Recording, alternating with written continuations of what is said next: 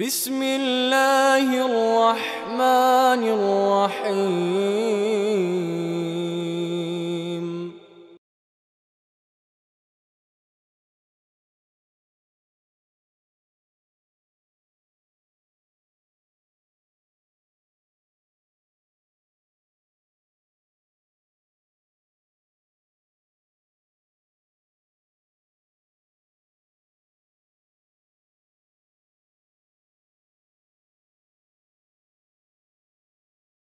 إن الحمد لله نحمده ونستعينه من يهده الله فلا مضل له ومن يضلل فلا هادي له وأشهد أن لا إله إلا الله وحده لا شريك له وأشهد أن محمدا عبده ورسوله أما بعد فإن خير الحديث كتاب الله وخير الهدى هدى محمد صلى الله عليه وسلم وشر الأمور محدثاتها وكل محدثة بدعة وكل بدعة ضلالة وكل ضلالة في النار. أعوذ بالله من الشيطان الرجيم. فلما بلغ معه السعي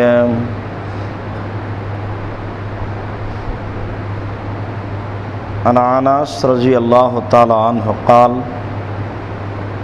أمرنا رسول الله صلى الله عليه وسلم बेकबशाइने अमलाहाइने आकरानाइने राहुल बुखारी मुस्लिम वफी रिवायतिन मौज़ूआइने आज़िमाइने वफी रिवायतिन समीनाइने राह इब्न माजा अल बायहक़ी बिसनदिन साहिह अन जाबिरिन रज़ियल्लाहु ताला अन्हु क़ाल क़ाल रसूलुल्लाह सल्लल्लाहु अलैहि वसल्लम ला तज़बहु इल्ला मुसिन्ना राह मुस्लिम अन जाबिर रज़ियल्लाहु ताला अन्हु क़ाल क़ाल रसूलुल्लाह सल्लल्लाहु अलैहि वसल्लम अल बकरतु अन सबअतिन अल जज़ुरु अन सबअ राह मुस्लिम। सम्मानित मस्जिदेर मुसल्ली प्रशंसा आल्लाहर जन्य शांति अवतीर्ण होक आल्लाह रासूलेर ऊपर सल्लल्लाहु आलैहि वसल्लम। आज जुमार खुतबाय संक्षिप्त बक्तव्येर विषय कुरबानी।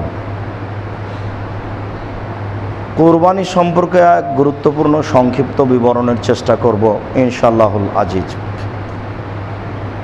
कुरबानी शब्दटी निर्गत हयेछे कुर्ब थेके, काफ रा बा। कुर्ब शब्देर अर्थ हच्छे नैकट्य हासिल करा, सन्तुष्टि अर्जन करा। कुरबानिर माध्यमे मानुष आल्लाहर सन्तुष्टि अर्जन करते पारे। शरीयतेर परिभाषाय आमरा निर्धारित समय आल्लाहके सन्तुष्ट करार जन्य जे पशु जबह करी सेटाई हच्छे कुरबानी। आज থেকে প্রায় ৫,৫০০ বছর পূর্বে ইরাকের ব্যাবিলন শহরের উর নামক গ্রামে ইব্রাহিম আলাইহিস সালাম জন্মগ্রহণ করেন। তিনি যে কুরবানি করেছিলেন সেই কুরবানি মূলত আমাদের কুরবানি। যদিচ কুরবানি প্রথা আদম আলাইহিস সালাম থেকেই চালু রয়েছে। আদম আলাইহিস সালামের একসাথে একটি ছেলে একটি মেয়ে জন্ম নিত। একসাথে যারা জন্ম নিয়েছে তাদের সাথে পরস্পর বিবাহ ছিল অবৈধ। আগের ছেলে পরের মেয়ে, পরের ছেলে আগের মেয়ে, এইভাবেই ছিল বিবাহ বৈধ। কাবিলের সাথে জন্ম নিয়েছিল ইকলিমা আর হাবিলের সাথে জন্ম নিয়েছিল লিওয়াজা। ইকলিমা দেখতে বেশি সুন্দরী ছিল লিওয়াজার চেয়ে। সময়ে আদম আলাইহিস সালাম ছেলেদের সামনে প্রস্তাব পেশ করলেন, কাবিলের সাথে বিবাহ হবে লিওয়াজার আর হাবিলের সাথে বিবাহ হবে ইকলিমার। বাপের প্রস্তাব ছেলে কাবিল প্রত্যাখ্যান করল। কাবিল বলল, আমার সাথে যে মেয়ে জন্ম নিয়েছে আমি তাকে বিবাহ করতে ইচ্ছুক। ছেলেদের এই অবস্থা দেখে তিনি বললেন, আচ্ছা ঠিক আছে, তোমরা আল্লাহর দরবারে কুরবানি পেশ করো, যার কুরবানি কবুল হবে সেই ইকলিমাকে বিবাহ করবে। পিতার পরামর্শ অনুযায়ী যেহেতু কাবিল কৃষক, তাই কিছু গম আল্লাহর দরবারে পেশ করলো, আর হাবিল ছিল মেষ ছাগল, ভেড়ি বকরি ছাগল এইসব কিছুর রাখাল, তাই সে একটি দোম্বা আল্লাহর দরবারে পেশ করলো। তখন কুরবানি কবুলের পদ্ধতি ছিল আকাশ থেকে আগুন এসে জ্বলে যাবে। যদি আকাশ থেকে আগুন এসে জ্বলে যায় তাহলে বুঝতে হবে কুরবানি কবুল হয়েছে, আর যদি থেকে যায় তাহলে বুঝতে হবে কুরবানি কবুল হয়নি। অবশ্য বিষয়টি এখন থাকলে বোঝা যেত কার কুরবানি কবুল হচ্ছে আর কার হয় না। মানুষ তো নির্দ্বিধায় পয়সা আছে বলেই কুরবানি দিয়ে যাচ্ছে, আল্লাহকে সন্তুষ্ট করার জন্য কুরবানি দিবে, এ কথাই ঠিক। তবে সে ভালো কি মন্দ সে নিজেও বুঝতে পারে না। আল্লাহ তাআলার পক্ষ থেকে একটি সুন্দর সুব্যবস্থা সুযোগকে সে ভুল বুঝেছে। আল্লাহ ইচ্ছা করলে জ্বালিয়ে দিতেই পারতেন, কিন্তু মানুষের প্রতি দয়া করলেন, অনুগ্রহ করলেন, আমি তোমাদের খাওয়ার প্রাণী জ্বালিয়ে দেব, তোমরা খাও, এই সুযোগ দিলেন। এই সুযোগ পেয়ে আমরা তা ভুল বুঝলাম, অবৈধ পয়সা দিয়ে কোরবানি করা আরম্ভ করলাম। কাবিল ইকলিমাকে বিবাহ করতে পারেনি, এই কারণে সে ক্ষিপ্ত হয়ে উঠল। মূলত এই কথা ঠিক নয়। যখন কাবিলের কুরবানি কবুল হলো না, হাবিলের কুরবানি কবুল হয়ে গেল, তখন স্বাভাবিকভাবে সমাজে কাবিল অপমানিত হয়ে গেল।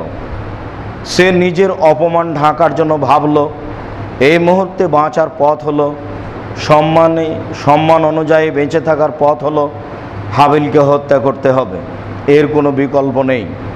সুযোগ বুঝে কাবিল হাবিলকে হত্যা করতে চাইল। তাতে হাবিল বলল, দেখো, তুমি যদি আমার প্রতি হাত বাড়াও আমি তোমার প্রতি হাত বাড়াবো না, তোমার কাজ আমি করতে রাজি নই। তুমি যদি শেষ পর্যন্ত করেই ফেলো তাহলে আমার এবং তোমার দুইজনের পাপ নিয়ে তোমাকে ফিরতে হবে। এই কথা সেই কালেই হাবিল বলেছেন বলে কোরআন মাজিদে বোঝা যায়। এই কথা আমাদের নবী মুহাম্মদ সাল্লাল্লাহু আলাইহি সাল্লাম বলেছেন, কিয়ামত পর্যন্ত যত মানুষকে অন্যায়ভাবে হত্যা করবে এতে যত পাপ হবে সমস্ত পাপের সমপরিমাণ পাপ আদমের দুই ছেলের বড় ছেলে কাবিলের উপরে বর্তাবে। কিয়ামত পর্যন্ত যত মানুষকে অন্যায়ভাবে হত্যা করবে এতে যত পাপ হবে তার সমপরিমাণ পাপ আদম আলাইহিস সালামের বড় ছেলে কাবিলের প্রতি বর্তাবে। এই কথা আমাদের নবী মুহাম্মদ সাল্লাল্লাহু আলাইহি সাল্লাম বলে গেছেন, বুখারী মুসলিম। অত্র বিবরণ পেশ করে আমরা সময় সাপেক্ষে কথাটি বলেছি যে আপনার মাধ্যমে যদি কোনো পাপ চালু হয় এই পাপ যতদিন থাকবে সেই পাপের সমপরিমাণ পাপ আপনার খাতাতেও লেখা হবে, এটা নিশ্চিত। বুখারী মুসলিম। আপনি যদি চলে যান দুনিয়া থেকে আর এই পাপ যদি বহাল থাকে তাহলে এই পাপ আপনার কবরে যাবে সাদকা জারিয়া পাপ হিসাবে। মানুষের খাতাতে যেমন নেকি থাকে সাদকা জারিয়া, তেমনি মানুষের খাতাতে পাপও হয় সাদকা জারিয়া। টিভি আপনি কিনেছেন, পাপ আমার হবে, এ হিসাব ভুল। আপনার টিভিতে আপনার স্ত্রী, আপনার ছেলে মেয়ে, আপনার বন্ধু বান্ধব, আপনার ছেলে মেয়ের বন্ধু বান্ধব দিন রাত দেখছে অন্যায় অবিচার জেনা চর্চা করছে সারা রাত, আর সেই পাপের ভোগ আমি ভোগ করব, সেই পাপ এটা হতে পারে না। ভুল হিসাব। সিদ্ধান্ত অন্যের উপরে চাপিয়ে দিয়েন না, নিজের উপরে রাখেন, তাহলে কোনো এক পর্যায়ে ভালো পথে ফিরে যাওয়ার সুযোগ হতে পারে। চিন্তা ভাবনা করতে করতে কোনো সময় আল্লাহ আপনাকে ভালো পথে নিয়ে যেতেও পারেন। এ কারণে আপনাকে আমি বহুবার বলেছি যে আপনার মেয়ে যেদিন ক্লাস 7 6 পড়ে তাকে দেখলে মানুষের পাপ হবে, সেদিন থেকে বিবাহের পূর্বদিন পর্যন্ত ধরুন 10,000 মানুষে দেখেছে তাকে এই নগ্ন পোশাকে। 10,000 মানুষ যা পাপ করেছে সেই পরিমাণ পাপ আপনার মেয়ে করেছে, সেই পরিমাণ পাপ আপনি করেছেন, তাহলে এক পাপ 3 ভাগে বিভক্ত, যা হবেই। আপনার আমার ভাবার এবং বলার কোনো সুযোগ নেই। মুহাম্মদ সাল্লাল্লাহু আলাইহি সাল্লাম বলে গেছেন, কিয়ামত পর্যন্ত মানুষ যদি মানুষকে অন্যায়ভাবে হত্যা করে তাহলে এতে যত পাপ হবে তার সমপরিমাণ পাপ কাবিলের উপরে হবে। এই জন্য যে কাবিলই সর্বপ্রথম হত্যা প্রথা চালু করেছে। সিনেমা হল আপনার, পাপ আপনার। আরও যত মাধ্যম আছে পাপের, মাধ্যম আপনার, পাপ আপনার। একাধিক সহিহ হাদিস। বলছিলাম আমাদের কুরবানি ইব্রাহিম আলাইহিস সালামের কুরবানি। ইব্রাহিম আলাইহিস সালাম তার স্ত্রী সারাকে সাথে করে এক এলাকা দিয়ে পার হচ্ছিলেন, সে এলাকায় স্বামী স্ত্রী পার হতে পারে না। তিনি বলেছিলেন, সারা তোমাকে যদি কেউ জিজ্ঞাসা করে এইটা কে, তাহলে তুমি বলিও এটা আমার ভাই। আমাকে যদি কেউ জিজ্ঞাসা করে তাহলে আমি বলে দেব এটা আমার বোন। ওই সময়ে স্বৈরাচারী শাসককে বলা হয়েছিল, আপনার এই শহরে একটি লোক প্রবেশ করেছে, তার সাথে একজন মহিলা রয়েছে, আহসানুন নিসা মিনাল আরব, সে হচ্ছে আরব ভূখণ্ডের সবচেয়ে সুন্দরী। এত সুন্দরী মহিলা আরব ভূখণ্ডে নেই। তিনি তার স্ত্রীকে বললেন, সারা তুমি আমাকে মিথ্যুক প্রমাণ করবে না, আমি তাদের বলে দিয়েছি তুমি আমার বোন। তুমি যদি আবার বলো যে ইব্রাহিম আমার স্বামী, তাহলে আমি বেকায়দায় পড়ে যাব। দুইজনে পরিকল্পনা করার পরে বললেন, সারা তুমি মনে রেখো এই মাটির ওপরে আমি আর তুমি ছাড়া কোনো মুসলমান মুমিন নেই। এই কথা বলে তিনি বলতে চাইলেন ইসলামের দিক দিয়ে আমরা ভাই বোনও বটে, তার মানে আমরা দুইজন ছাড়া আর মাটির উপরে কোনো ভালো মানুষ নেই। এই কথা বলে আপনাকে সময় আমি বলেছি সারা পৃথিবীতে মাত্র স্বামী স্ত্রী দুইজন ভালো, সবাই খারাপ সারা পৃথিবী। এরপরেও তাদের চলে, আপনার চলে না। আপনি বাড়ি থেকে বের হয়েই ঢাকা শহরের কোনো এক রাস্তাতে নামতে দেখলেন হাজারো লক্ষ কোটি নারী নগ্ন হয়ে আছে, যেখানে সেখানে বসে আছে, একজন আরেকজনের কাঁধের উপরে হাত দিয়ে, একজন আরেকজনের রুরু ডানের উপরে মাথা রেখে ঘন্টার ঘন্টা ঘুমাচ্ছে, দিন কাটাচ্ছে।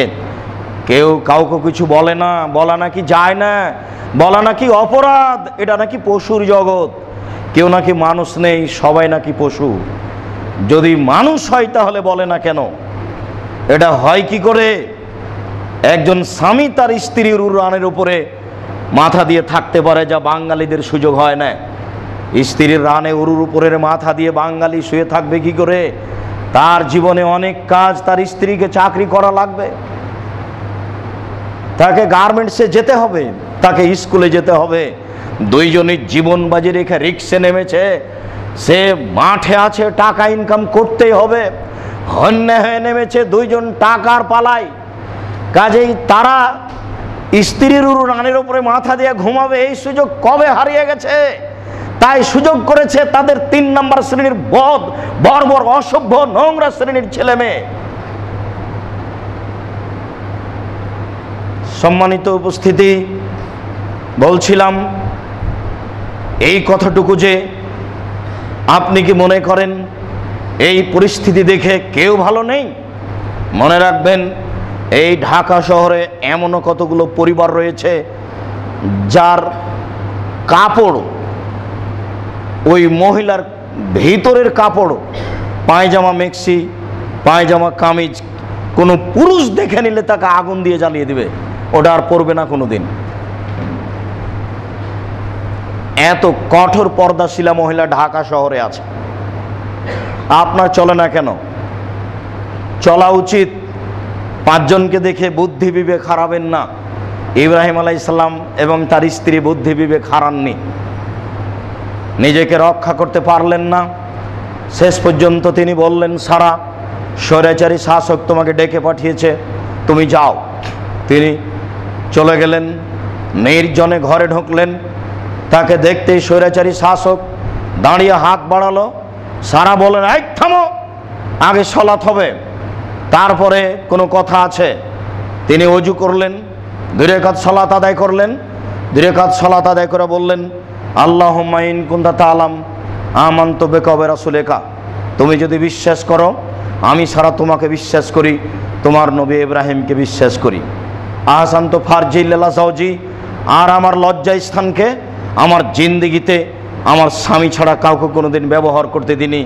এই 3টা কথা যদি আমার ঠিক হয়ে থাকে, 1, আমি তোমাকে বিশ্বাস করি, 2, আমি তোমার নবী ইব্রাহিমকে নবী বলে বিশ্বাস করি, 3, জিন্দেগিতে আমার লজ্জা স্থান কাউকে ব্যবহার করতে দিনি।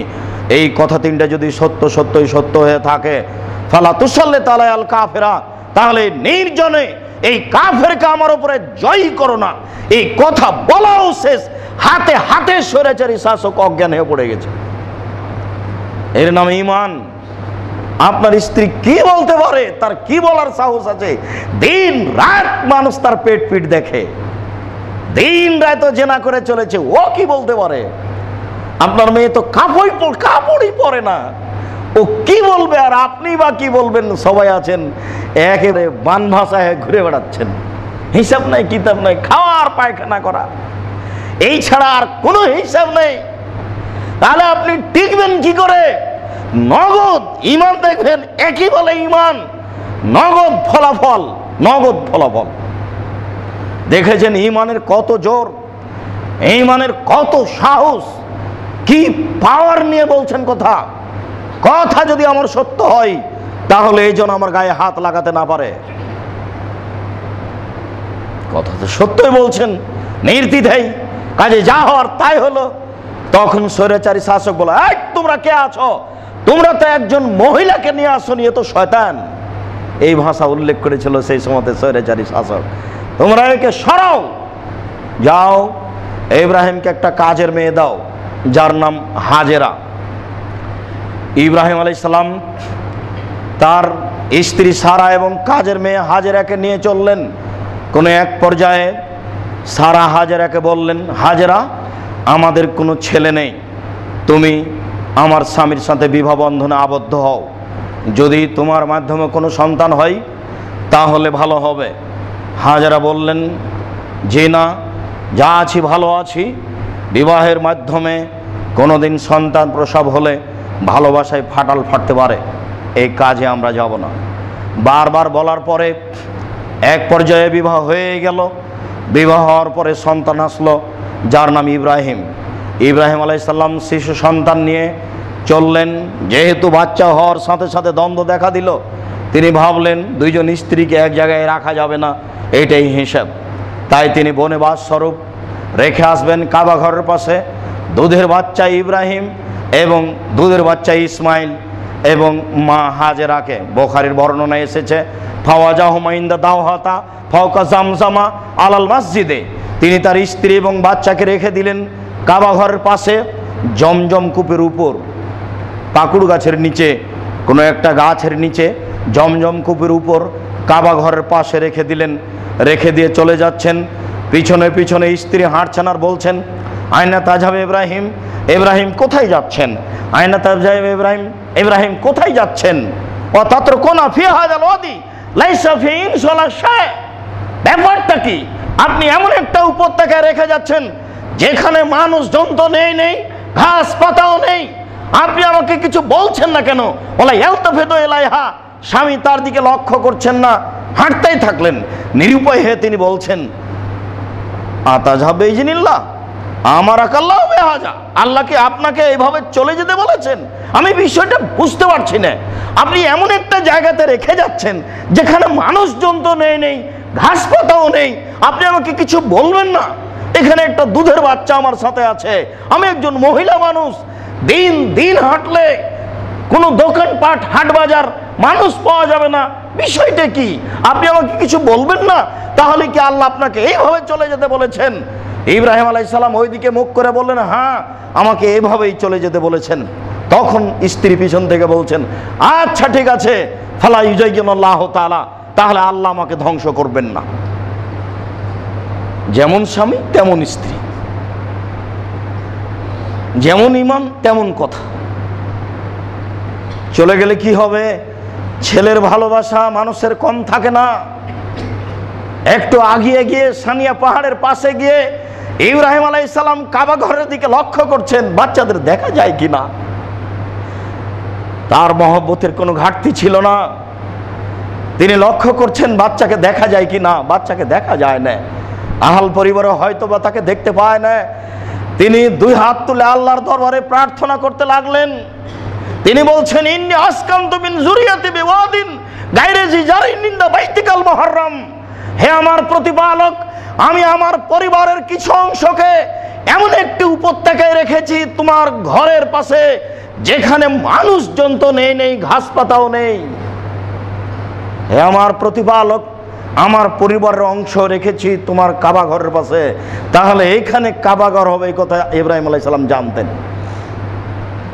তখন ওখানে কিছুই নেই, এমনিতেই তিনি বলছেন, তোমার পবিত্র ঘরের পাশে আমার বাচ্চা এবং স্ত্রীকে রেখে দিলাম, তুমি দেখো। ছেলে মেয়ের জন্য হাত তুলে দোয়া করতে হয়, কোনোদিন করেছেন? খুব তো ছুটাছুটি চলছে, হাত তুলে দোয়া করতেই হবে। ছেলে মেয়ের জন্য হাত তুলে দোয়া করার কোনো হিসেব নেই। নামাজের পরে হয়নি, তাই কত হইচই, আর কত তার দাপট, আর কত বিচার। বংশাল 6 তলা বাড়ির এক বৈঠকে 1996 সালে 3 তলায় বসে বৈঠক করেছিলাম। কি আশ্চর্য বৈঠক! সেদিন এক পর্যায়ে একজন বলছেন, গোলালু খেতে হবে, তার দলিল কোথায়? তখন আর একজন বলছেন, ভাত খেতে হবে, তার দলিল কোথায়? তখন আর একজন বলছেন, চুপ থাক বেয়াদব। তখন আমি বললাম, সভাপতির বৈঠকেই যদি, সভাপতির কথাই যদি শেষ কথা হয়, তাহলে এ বৈঠক কোনোদিন কল্যাণ আনতে পারে না।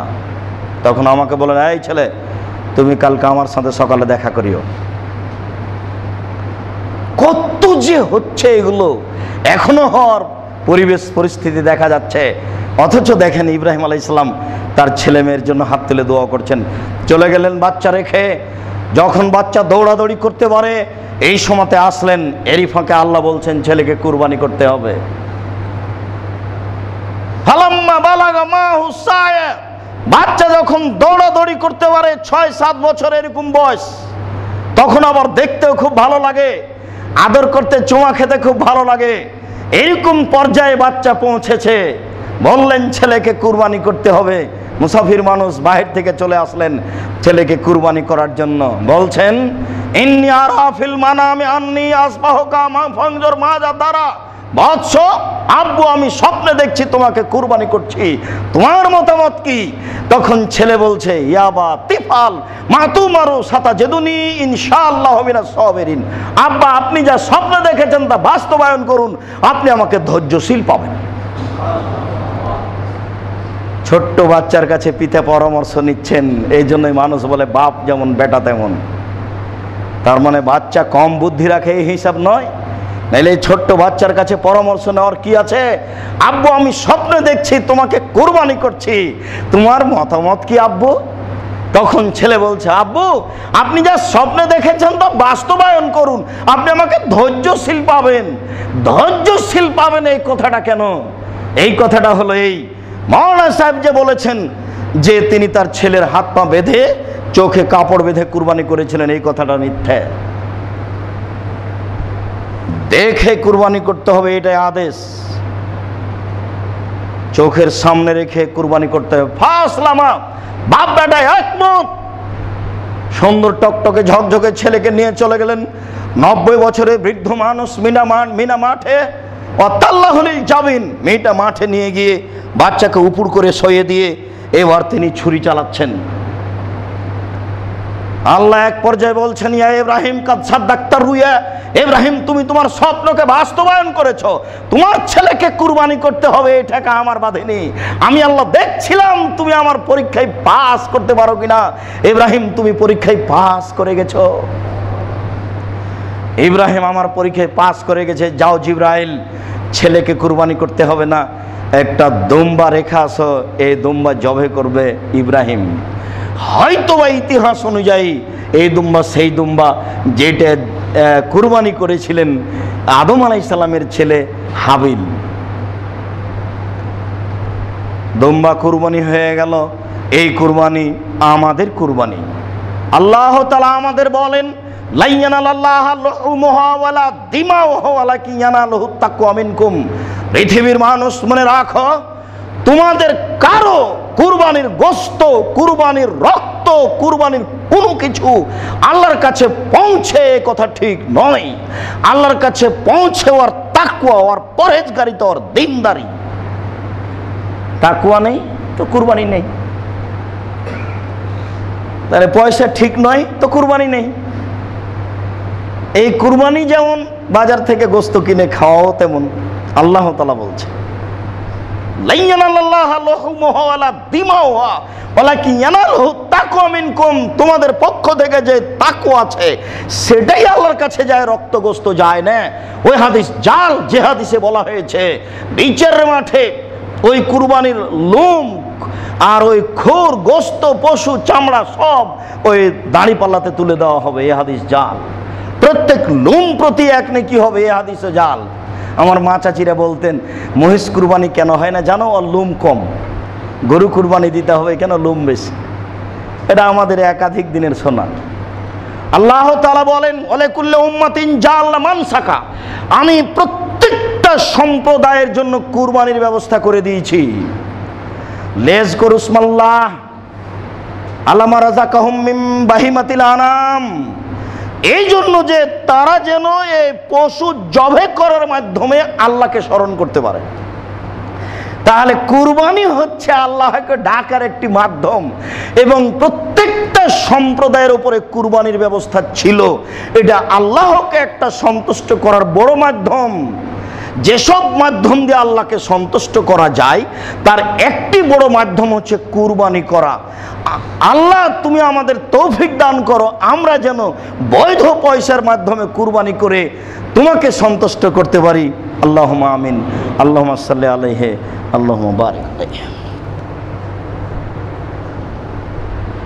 আলহামদুলিল্লাহি ওয়াহদা ওয়াসসালাতু ওয়াসসালামু আলা মান লা নাবিয়্যা বা'দা। আনাস রাদিয়াল্লাহু তাআলা আনহু বলেন, আমারানা রাসূলুল্লাহ সাল্লাল্লাহু আলাইহি সাল্লাম বিকাবশাইনা আমলাহাইনা আকরানাইনি।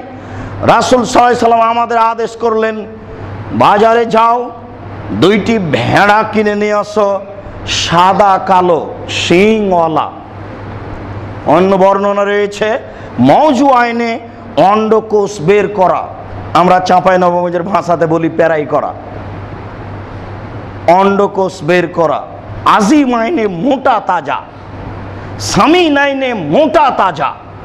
তাহলে মোটা তাজা অন্ডকোষ বের করা শিংওয়ালা সাদা কালো দুইটি ভেড়া কিনে নিয়ে আসো। আনাস রাদিয়াল্লাহু তাআলা আনহু বলেন, আমাদেরকে আদেশ করলেন রাসূল সাল্লাল্লাহু আলাইহি সাল্লাম। আয়েশা রাদিয়াল্লাহু তাআলা আনহা বলেন, আমার রাসূলুল্লাহ সাল্লাল্লাহু আলাইহি সাল্লাম বেকাবশিন, আল্লাহর নবী একটি ভেড়া কেনার আদেশ করলেন। ইয়াবরুকু আলা সাওয়াদিন ওয়া ইয়ামসি আলা সাওয়াদিন ওয়া ইয়ামজুরু আলা সাওয়াদিন। যাও, বাজারে যাও, একটি ভেড়া কিনো, যেই ভেড়াটি কালোতে বসে, কালোতে শয়, কালোতে হাঁটে, কালোতে দেখে। তাহলে কালোতে শয় মানে পেট কালো, কালোতে বসে মানে হাঁটু কালো, কালোতে দেখে মানে চোখ কালো। সব মিলে বুঝলাম যে কালো ভেড়া কিনতে বললেন, কালো দুম্বা কিনতে বললেন। কালো প্রাণীর মধ্যে কি রহস্য রয়েছে তা বিদ্বানগণ স্পষ্ট উল্লেখ করতে পারেননি। তবে মনে করেন তারা সবাই যে কালো প্রাণীর গোশত স্বাদ বেশি, এমনটা হতে পারে। অন্যান্য প্রাণী হবে না এই কথা নয়, তবে তিনি এইভাবে বলেছেন। তিনি বলেন, ফাউতিয়া বিহি লিজাহিয়া বিহি, এই ধরনের একটি ভেড়া নিয়ে আসা হলো তিনি কুরবানি করবেন বলে। ফাকালা, তিনি বললেন, আয়েশা হালুমিল মুদিয়া ওয়া সাজিহা বিহাজারিন। আয়েশা আসো, ছুরি নিয়ে আসো, ছুরিটা তুমি ধারালো করে নিয়ে আসো পাথরের মাধ্যমে। আমাদের দেশে যন্ত্রপাতি ধারালো করে পুরুষ। রাসূল সাল্লাল্লাহু আলাইহি সাল্লাম তার স্ত্রী আয়েশাকে বলছেন, আয়েশা একটি ছুরি নিয়ে আসো, হালুমিল মুদিয়ে একটি ছুরি নিয়ে আসো, ওয়াসহাজিহাবে হাজারিন পাথরের মাধ্যমে তাকে ধারালো করে নিয়ে আসো। ফাফালাত আয়েশা তাই করলেন। ফাখাজাহা ওয়াখাজাল কাবশা তিনি ছুরি নিলেন, তারপর ভেড়াটে নিলেন। ফাজজাহু তারপর তাকে ফেলে দিলেন। ফেলে দিয়ে তিনি বলছেন, আল্লাহুম্মা তাকাব্বাল মিন মুহাম্মদ ওয়া আলে মুহাম্মদ, আল্লাহ তুমি কবুল করো মুহাম্মাদের পক্ষ থেকে, তার পরিবারের পক্ষ থেকে। ওয়া শাম্মা ওয়া কাব্বারা বিসমিল্লাহ আল্লাহু আকবার ফাযাবাহা, তারপর তিনি জবাই করে দিলেন। বুখারী মুসলিম। এই কথার এই হাদিসের একটি অংশ আবার আসবে শেষের দিকে একটু পরেই, সেটা হলো তিনি কুরবানি করলেন তার পক্ষ থেকে, তার পরিবারের পক্ষ থেকে। জাবের রাদিয়াল্লাহু তাআলা আনহু বলেন, রাসূল সাল্লাল্লাহু আলাইহি ওয়াসাল্লাম বলেছেন, লা তাযবাহু ইল্লা মুসিন্না, তোমরা দাঁত ছাড়া কুরবানি করো না। ছাগল দাঁতে 1 বছরে, গরু দাঁতে 2 বছরে, উট দাঁতে 5 বছরে, তবে মানুষ দাঁতে 7 বছরে। এটা হলো স্বাভাবিক সময়। এরপরেও হাদিসের স্বাভাবিক সারমর্ম যা, তাতে দাঁত হতে হবে, এ কথাই সুন্দর, এ কথাই ঠিক। দাঁত হয়ে গেছে কুরবানি করেন, দাঁত হয়নি বিক্রি করে দেয় আরেকটা কিনে। আলী রাদিয়াল্লাহু তাআলা আনহু বলেন, আমারানা রাসূলুল্লাহ সাল্লাল্লাহু আলাইহি সাল্লাম আন্নাস্তাসরিফাল আইনা ওয়াল উযনা, রাসূল সাল্লাল্লাহু আলাইহি সাল্লাম আমাদের আদেশ করলেন, আলী প্রাণী কেনার সময় দেখে নিও চোখ, দেখে নিও কান, দেখে নিও চোখ, দেখে নিও কান। অফিরিওয়ায়াতিন অন্য এক বর্ণনায় বললেন দেখে নিও লেজ, এগুলো বললেন। বারা ইবনে ওয়ালা মুদাবিরাতিন ওয়ালা মুকাবালাতিন ওয়ালা খারকা ওয়ালা শারকা, দেখিও কান যেন সামনের দিক থেকে ছিদ্র না হয়, পিছনের দিক থেকে চিরা না হয়, এটা একটু দেখে নিও। কান চিরা হবে না, ফাটা হবে না, ছিদ্র হবে না। একবারে হাত বলিয়ে বলিয়ে বারবার দেখবেন পায়ের দিকে আর কানের দিকে আর লেজের দিকে। কিনে নিয়ে আসার পরে এত হিসাব কেন? এত হিসাব কেন? বাড়িতে যেটা আছে সেটাই করতে হয় না। কে বললো ওকে বিক্রি করেন আর একটা কিনে নিয়ে আসেন? বারা ইবনে আযিব রাদিয়াল্লাহু তাআলা আনহু বলেন, রাসূল সাল্লাল্লাহু আলাইহি সাল্লামকে জিজ্ঞাসা করা হলো, মাজা ইত্তাকা মিনাজ যাহায়া, কুরবানির বিষয়ে কি কি বিষয়ে সতর্ক হতে হবে কুরবানির ব্যাপারে? রাসূল সাল্লাল্লাহু আলাইহি সাল্লাম বলেন 4টি। 1, আল আরজাও বাইয়ানু জালোহা, স্পষ্ট ল্যাংড়া হয় না যেন। অল আওয়ারাও আল বাইয়ানু আওরাহা, স্পষ্ট কানা হয় না যেন। অল মারিজাত আল বাইয়ানু মারাজুহা, স্পষ্ট রোগা হয় না যেন। অল আল আজফলা তুনকা, শরীরে গোশত নেই এমন হয় না যেন। তাহলে 4 নম্বরে বলা হলো মোটা তাজা, যা আগে এসেছিল। জাবের রাদিয়াল্লাহু তাআলা আনহু বলেন, রাসূল সাল্লাল্লাহু আলাইহি সাল্লাম বলেছেন, আল বাকারাতান সাবাতিন ওয়াল জাজুরান সাবাতিন, গরু 7 জনের পক্ষ থেকে, উট 7 জনের পক্ষ থেকে। সম্মানিত মসজিদের মুসল্লি, আমরা দীর্ঘদিন থেকে শুনে আসছি, জেনে আসছি, করে আসছি যে একটি গরুতে 7টি পরিবার কুরবানি করতে হবে। জেনে আসছি, করে আসছি, এ কথাই ঠিক। তবে বিষয়টি কতদূর ঠিক তা কোনোদিন স্পষ্ট হতে চাচ্ছি না। 7 জন আর 7 পরিবার এক নয়। রাসূল সাল্লাল্লাহু আলাইহি সাল্লাম এখানে বলেছেন আমরা 7 জন অংশগ্রহণ করতাম একটি গরুতে। হাদিস মুসলিম। আপনি আজও গ্রহণ করেন, অংশগ্রহণ করেন 7 জন একটি গরুতে। 7 পরিবারের পক্ষ থেকে একটি কুরবানি করতে হবে, এই কথা ঠিক নয়। সেই কালে মাওলানা আব্দুল্লাহিল কাফি আল কুরাইশি রাহিমাহুল্লাহ ফতোয়া মাসাইল বই লিখছেন, একটি গরুতে 7টি পরিবার অংশগ্রহণ করবে, এরকম কোনো হাদিস আমি আব্দুল্লাহিল কাফি আল কুরাইশি জানি না। আর আমার কাছে কোনো বিদ্যা নেই, একেবারেই আমি না জানা মানুষ, ভাঙাচোরা বিদ্যা নিয়ে ঘুরি। আমার 18 বছরের তদন্তে একটা গরুতে 7টা পরিবার অংশগ্রহণ করবে এরকম কোনো হাদিস আমি জানি না। তবে প্রত্যেকটা পরিবারের পক্ষ থেকে একটি প্রাণী কুরবানি করতে হবে, তার 1 নম্বর হাদিস।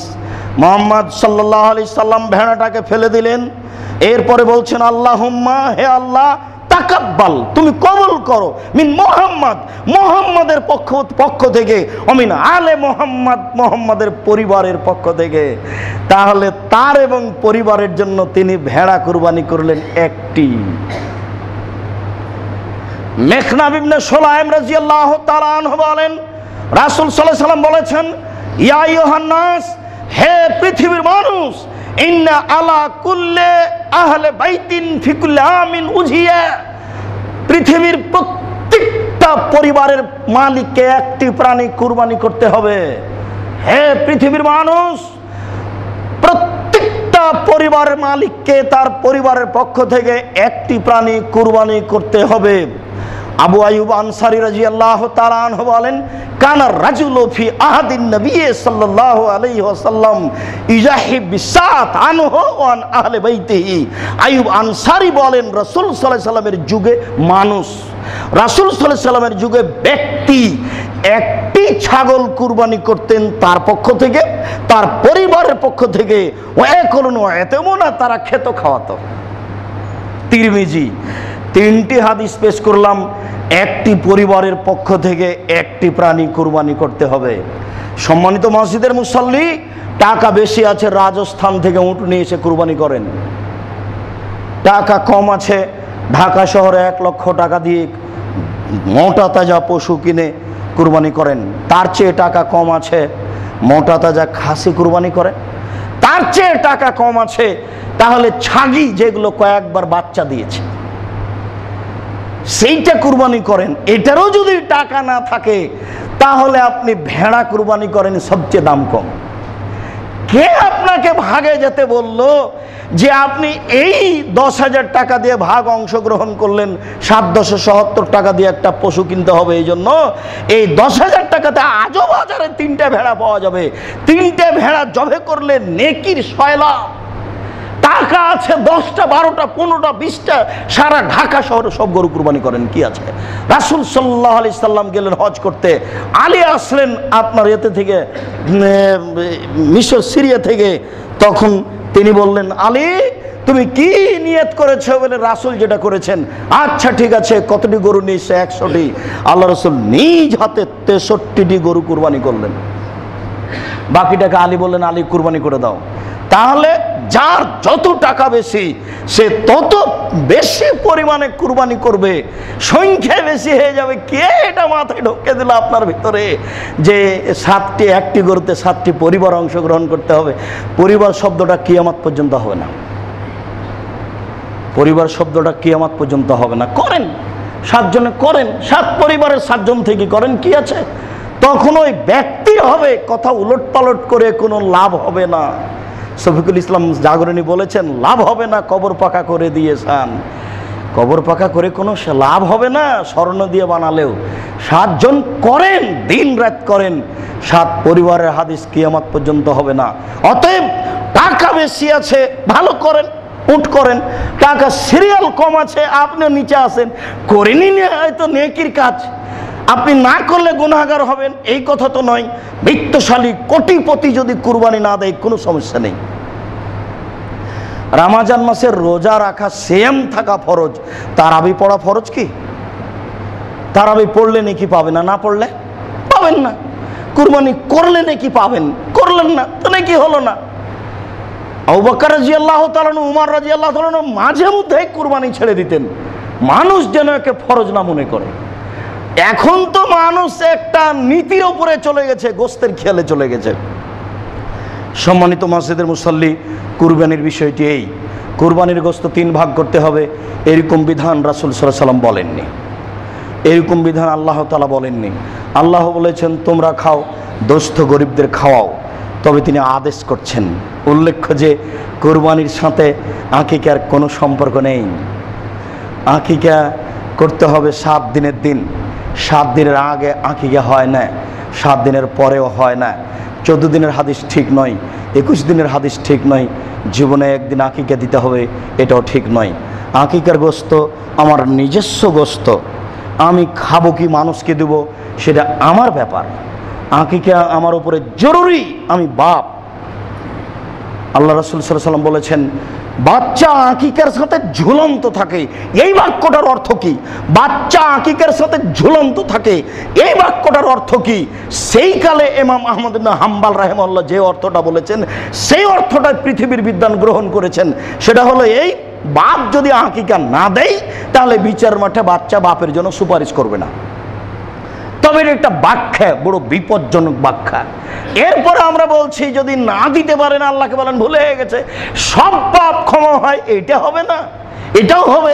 অবশ্যই একটা বড় ভুল। 7 দিনের দিন আকিকা করতে হবে, নাম রাখতে হবে, মাথার চুল নেড়ে করতে হবে, ডাক্তার যাই বলুক না কেন। ডাক্তার ওই কথার 5 পয়সা দাম নাই। বাচ্চা মরুক আর বাঁচা থাক, তাতে আসে যায় না। 7 দিনের দিন নাম রাখতে হবে, আকিকা করতে হবে, মাথা নেড়ে করতে হবে, সম্ভব হলো এই চুল পরিমাণ রূপা দান করে দিতে হবে। 7 দিনের দিন অনেক কাজ, কে আপনাকে এইভাবে ভাসিয়ে নিয়ে বেড়াচ্ছে? বন্যার পানিতে ভেসে বেড়াচ্ছেন কেন? আকিকার সাথে কুরবানির কোনো সম্পর্ক নেই। কুরবানির গোশত আপনি মানুষকে দিতে বাধ্য। ফকির মিসকিন যদি না থাকে আর আপনি যদি না দেন তাহলে আপনি পাপী। ফকির মিসকিন যদি থাকে, পাড়া প্রতিবেশী যদি থাকে, আপনি যদি না দেন তাহলে আপনি পাপী। আল্লাহ আপনাকে আদেশ করছে, আপনাকে দিতে হবে। ফকির মিসকিনকে দাও, নিজে খাও। রাসূল সাল্লাল্লাহু আলাইহি ওয়াসাল্লাম বলেন কুলু ওয়াতিমু ওয়াদ্দাখিরু, তোমরা খাও, জমা করে রাখো, ফকির মিসকিনকে দাও। আপনি জমা করে রাখেন, 6 মাস রাখেন, তাতে আসে যায় না। তবে 40 কেজি গোস্ত হয়েছে, 5 কেজি দিয়ে 35 কেজি রেখে দিয়ে সারা বছর খাবেন, আপনি কৃপণ। 10টা গরু জবাই করেছেন, 5টা রেখে দেন, আপনি কৃপণ নন। 40 কেজি গোস্ত আছে, 10 কেজি রাখেন, 15 কেজি রাখেন, 15 কেজি দিয়ে দেন, তাতে আসে যায় না। মানুষই নাই, 2 কেজি দেন, বাকি রেখে দেন, কোনো সমস্যা নেই। কিন্তু 3 ভাগ করে 1 ভাগ ফকির মিসকিনকে দিয়ে দিতে হবে, 2 ভাগ রাখতে হবে, এর কোনো বিধান নেই। রাখেন, করেন, এটাকে আমরা নাজায়েজ হারাম বলি না। তবে 3 ভাগের একটা গতি রাজশাহী চাঁপাইনবাবগঞ্জে আছে, সেটা হলো এই 3 ভাগের 2 ভাগ নিয়ে চলে এসেছে, 1 ভাগ রেখে এসেছে। পুরো গ্রামের লোক সব 1 ভাগকে জমা করে সন্ধ্যায় ফকির মিসকিনকে অল্প কিছু দিয়ে আর মাথা পিছু ভাগ করে নেয়। এটা ঠিক হচ্ছে না। যা রেখেছেন তা ফকির মিসকিনকে দিয়ে দেন। এখন যদি আপনি বলেন আব্দুর রাজ্জাক সাহেব, তাহলে তো ফকির মিসকিনকে যদি এইভাবে দিতে, দেখা যাবে যে তাদের গোস্ত আমাদের চেয়ে বেশি। আচ্ছা হোক না, এই হিংসা আপনার ভিতরে নিয়ে আসার কি দরকার? ওরা নিয়ে যে বিক্রি করে করুক, তাতে আসে কি চাই? চাইতে এসেছে দেন। রাজাধিরাজ যে আপনার দরজায় চাইতে এসেছে গোস্ত, তাকে দিয়ে দেন। সে হিন্দু হোক মুসলমান হোক, তাতে আসে যায় না। যে ভিক্ষুক সেজেছে আপনার দরজা, আপনি তাকে ফিরাবেন না, এটাই শরীয়ত। সম্মানিত মসজিদের মুসল্লি, 3 ভাগ করলে গুনাহ হবে এ কথা নয়। তবে 3 ভাগের যে পদ্ধতি রয়েছে, এটা রাসূল সাল্লাল্লাহু আলাইহি ওয়াসাল্লামের পদ্ধতি নয়। মানুষকে দিতে হবে, এটা আল্লাহর আদেশ, এটা রাসূলের আদেশ। দোস্ত গরিব আছে, আপনি মূল্যায়ন করুন, এটা আপনার উচিত। আপনার বিবেক দিয়ে চিন্তা ভাবনা করে মূল্যায়ন করুন, এটাই শরীয়ত। আল্লাহ তুমি আমাদেরকে সঠিক বোঝার তৌফিক দান করো। আল্লাহ আমরা যেন তোমাকে সন্তুষ্ট করার জন্য কুরবানি করতে পারি, এই তৌফিক দান করো। আল্লাহ আমরা যা কুরবানি করতে চাচ্ছি এটা তুমি কবুল করো, আল্লাহুম্মা আমিন। আমরা যেন সত্য সত্যই কুরবানির বিষয়টি স্পষ্টভাবে বাস্তবায়ন করতে পারি, এই তৌফিক দান করো। আমাদের যারা মারা গেছে তুমি তাদের কবরের শাস্তি মাফ করো। আমরা যারা অসুস্থ তুমি তাদের আরোগ্য দান করো। তোমার দরবারে এই দাবি, এই দাওয়া, এই দোয়া রেখে আজকের জুমার খুতবা এখানে শেষ করলাম। সাল্লাল্লাহু আলাইহি ওয়াসাল্লাম।